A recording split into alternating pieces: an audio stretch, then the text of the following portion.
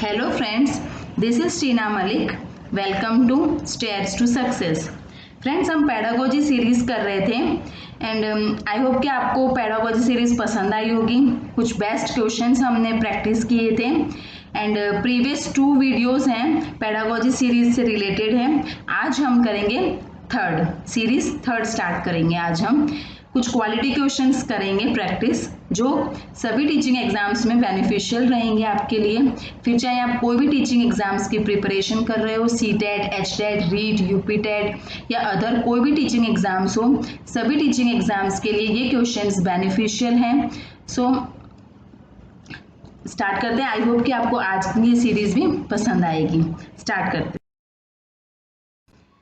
देखते हैं first question. When teacher involves a visually challenged learner in a group activities with other learners of the class, she is. यानी कि जब एक शिक्षिका क्या कर रही है क्लास में, टीचर दृष्टिबाधित बच्चे हैं, कुछ विजुअली चैलेंज्ड बच्चे हैं, तो बाकी बच्चों के साथ उनको बिठा रही है, कुछ ग्रुप एक्टिविटीज करवा रही है। तो वो क्या कर रही है teacher? Helping all the learners to develop sympathy towards the visually challenged learner. Means teacher ऐसे कह रही है कि बाकी बच्चे उस विजुअली चैलेंज्ड लर्नर के प्रति सहानुभूति दर्शाए, मीन्स सिंपैथी वो कर रहे हैं, डेवलप कर रही है टीचर कि ताकि बाकी बच्चे उनके साथ सिंपैथी करें। या next one, likely to increase the stress on the visually challenged learner. Means जो दृष्टिबाधित शिक्षार्थी हैं उन पर संभावित तनाव बढ़ा रही हैं, ये हो सकता है। या फिर creating barriers to learning for the class के बाकी बच्चे हैं उनके लिए एक बाधा क्रिएट हो रही है, क्या ये हो रहे हैं? या last one, acting according to the spirit of inclusive education. Means या फिर टीचर इंक्लूसिव एजुकेशन के बोलते हैं ना, समावेशी शिक्षा की भावना के अनुसार कार्य कर रही है। तो करेक्ट आंसर क्या होगा? जब टीचर विजुअली चैलेंज बच्चे को बाकी बच्चों के साथ ग्रुप एक्टिविटी में इन्वॉल्व कर रहा है, तो इसका मतलब तो यही है ना कि टीचर समावेश कर रहा है, सभी बच्चों को समावेशी शिक्षा मिल रही है, दैट इज इंक्लूसिव एजुकेशन दिया जा रहा है। तो option D will be the correct answer, acting according to the spirit of inclusive education. ये इंक्लूसिव एजुकेशन टॉपिक ऐसा है ना फ्रेंड्स, इससे रिलेटेड क्वेश्चंस एग्जाम में आते ही आते हैं, बहुत ही इंपॉर्टेंट टॉपिक है ये। 5 नंबर का है, 5 मार्क्स का आता है, इसमें 2-3 मार्क्स के तो क्वेश्चंस आ ही जाते हैं, इंपॉर्टेंट है ये। एंड मैंने ये टॉपिक बहुत ही डिटेल में करवाया हुआ है। ओके, अगर आपने अभी तक ये सेशन नहीं देखा है ना इंक्लूसिव एजुकेशन का, तो प्लीज देख लीजिए, काफी हेल्पफुल टॉपिक है ये, बहुत ही डिटेल में एक्सप्लेनेशन किया हुआ है मैंने। नेक्स्ट क्वेश्चन देखते हैं। A child with hearing impairment, एक बच्चा है जिसको हियरिंग इम्पेयरमेंट है, मीन जिसको सुनने में दिक्कत आ रही है, सुनने में असमर्थ है, तो उसके साथ एज ए टीचर आप कैसे उसको हैंडल करोगे? Can do very well in regular school if suitable facilitation and sources are provided. वह बच्चा नियमित विद्यालय में बहुत अच्छा कर सकता है यदि इसे उपयुक्त सुविधा और साधन उपलब्ध कराए जाएं। ऐसे बच्चे जो हियरिंग इम्पेयर्ड बच्चे हैं वो रेगुलर स्कूल में बहुत ही अच्छे से पढ़ाई कर सकते हैं अगर उनको proper facility, suitable facility provide की जाए, रिसोर्सेज प्रोवाइड किए जाएं। या second option, will never be able to perform on par with classmate in regular school. Means जो बाकी जो बच्चे हैं ना, रेगुलर स्कूल के बच्चे हैं, उनके साथ वो अच्छे से परफॉर्म नहीं कर पाएंगे। Third option, should be sent only to a school for hearing impaired and not to regular school. ऐसे बच्चों को रेगुलर स्कूल में नहीं भेजना है, उनको हियरिंग इम्पेयर्ड बच्चा है तो उनको हियरिंग इम्पेयर्ड स्कूल में ही भेजो। नहीं, ये वाला कंसेप्ट तो स्पेशल स्कूल वाला था, और स्पेशल स्कूल के कंसेप्ट तो चलता ही नहीं है ना। अभी कौन सा चलता है? अभी कौन सा एजुकेशन दिया जाता है? अभी दिया जाता है इंक्लूसिव एजुकेशन, समावेशी शिक्षा।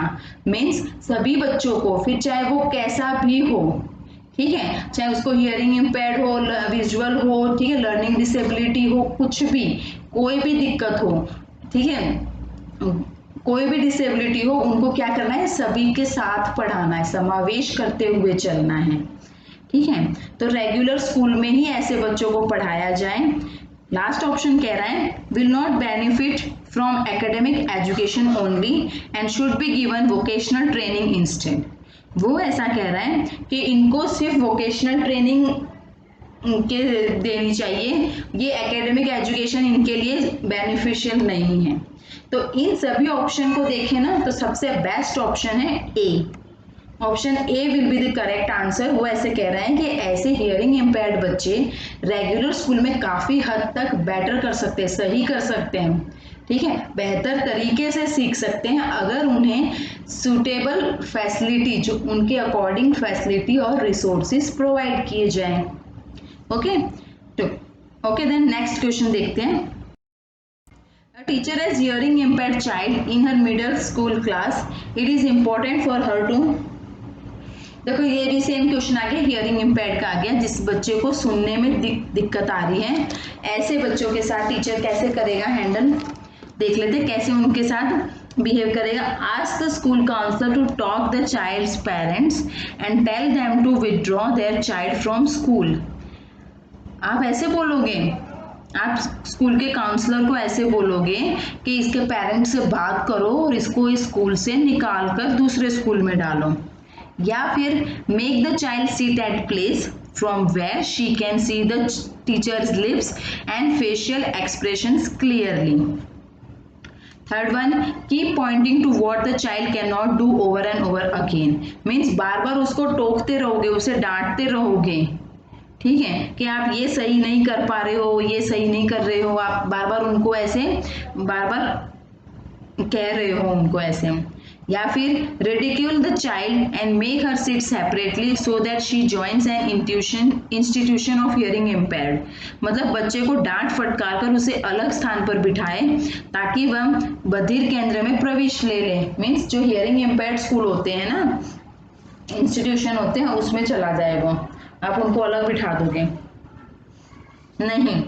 टीचर का क्या होता है, टीचर अगर किसी बच्चे को हियरिंग इम्पेयर्ड की प्रॉब्लम है ना, अगर हियरिंग इम्पेयर्ड है बच्चा जिसको सुनाई नहीं दे रहा है, तो ऐसे बच्चों को टीचर क्या करेगा, आगे बिठाएगा ना, फ्रंट में बिठाएगा, फर्स्ट बेंच पे बिठाएगा, ताकि वो बच्चा, उसको सुनाई नहीं दे रहा है लेकिन वो देख तो सकता है ना, टीचर के लिपसिंग देखेगा, कैसे बोल रहे हैं, कैसे वो गेस्चर्स दे रहे हैं, फेशियल एक्सप्रेशंस देखेगा, तो कुछ तो उसको समझ में आएगा ना, लिपसिंग भी करेंगे तो कुछ तो कैच करेगा बच्चा।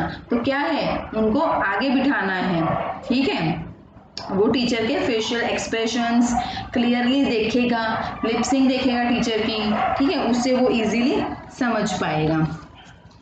ओके, तो option B will be the right answer. I hope कि आपको समझ में आ रहा है, बहुत ही इंपॉर्टेंट क्वेश्चंस हैं, एग्जाम्स में पूछे हुए हैं।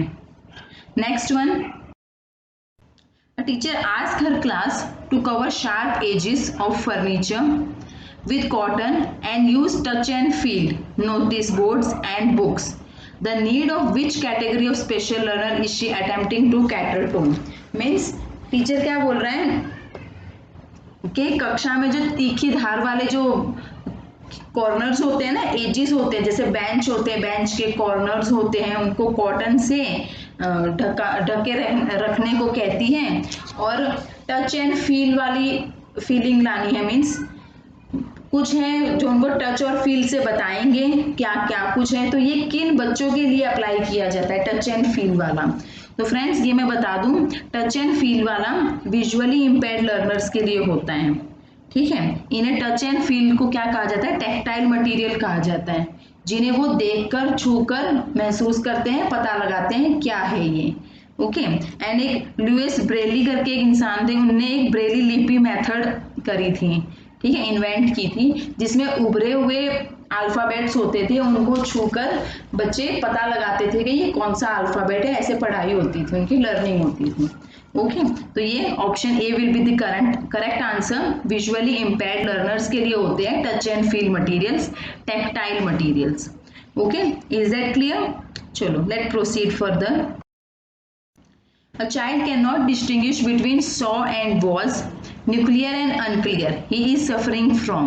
एक बच्चा है जो फर्क नहीं निकाल पा रहा है सॉ और वॉज, उसके लिए दोनों वर्ड सेम है। सॉ को वॉज लिख देता है या वॉज को सॉ लिख देता है, न्यूक्लियर को अनक्लियर लिख देता है। तो ऐसे बच्चे को कौन सी प्रॉब्लम होगी वो बताना है आपको।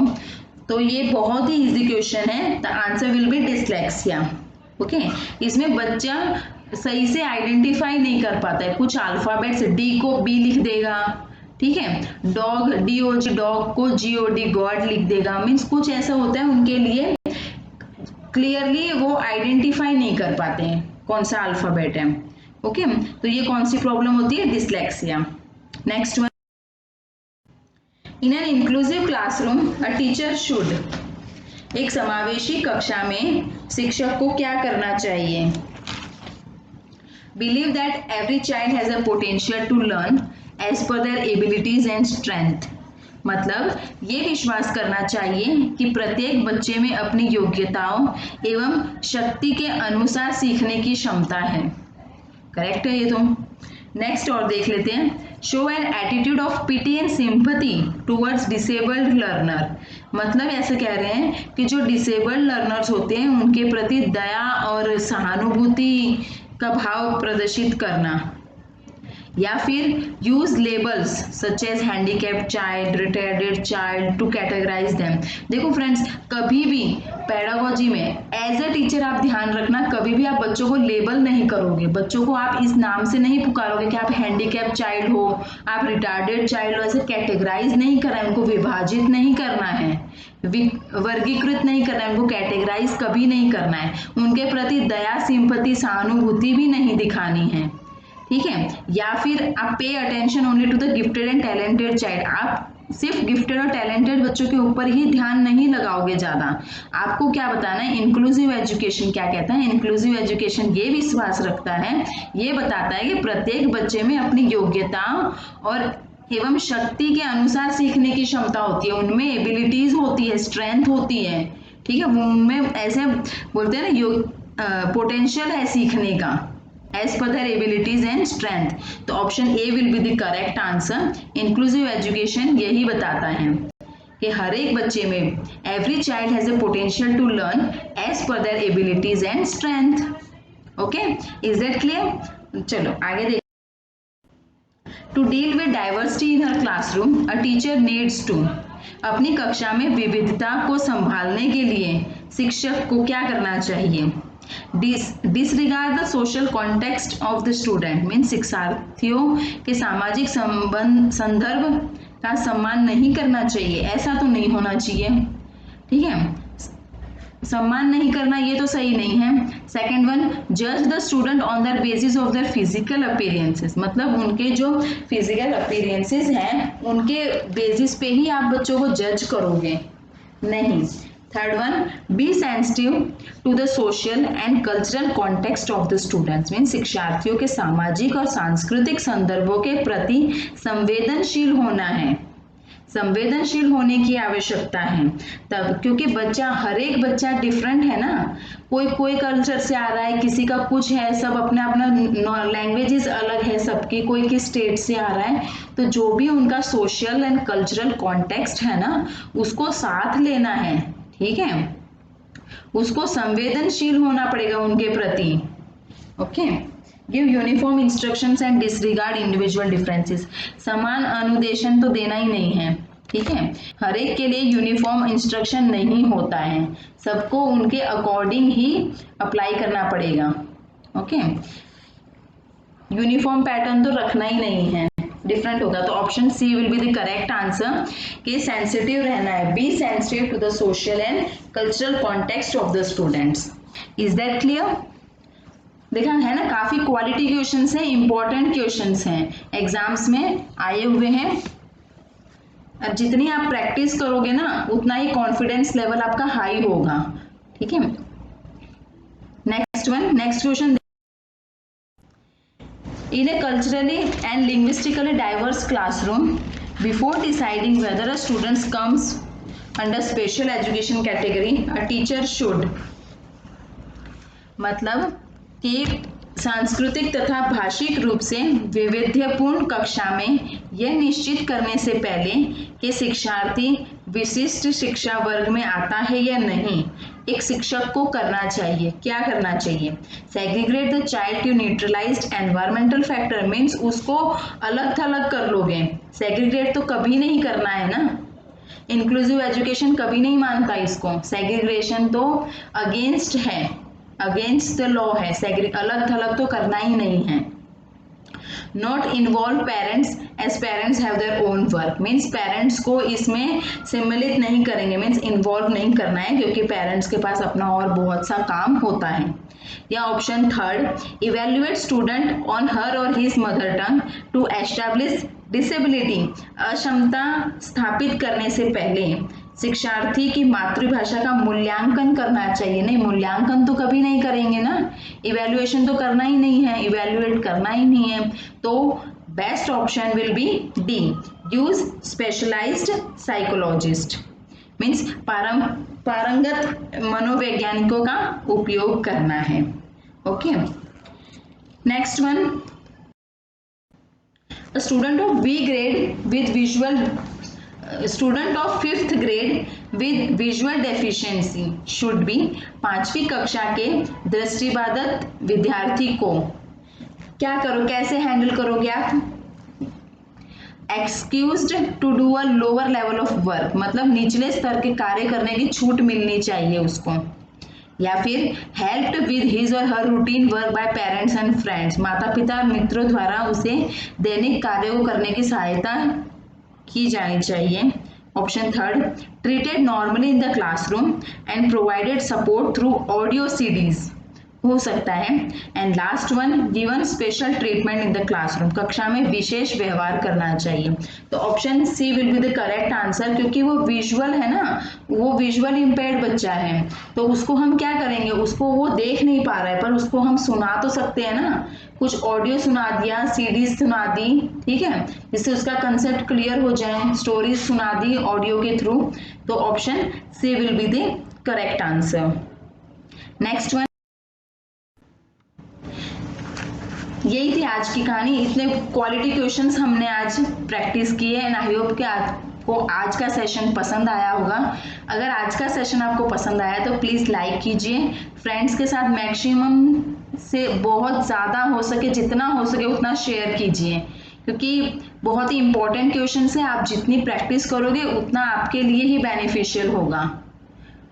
ओके, तो मैक्सिमम शेयर कीजिए अपने फ्रेंड्स के साथ। अगर इस चैनल पे फर्स्ट टाइम आए हैं तो सब्सक्राइब कर लीजिए, बेल आइकन प्रेस कर लीजिए, ताकि आने वाले वीडियोस का नोटिफिकेशन आप तक पहुंचता रहे। आई होप कि आपको आज का ये सेशन पसंद आया होगा। मिलते हैं नेक्स्ट सेशन में, कुछ इंटरेस्टिंग टॉपिक लेकर आऊंगी मैं।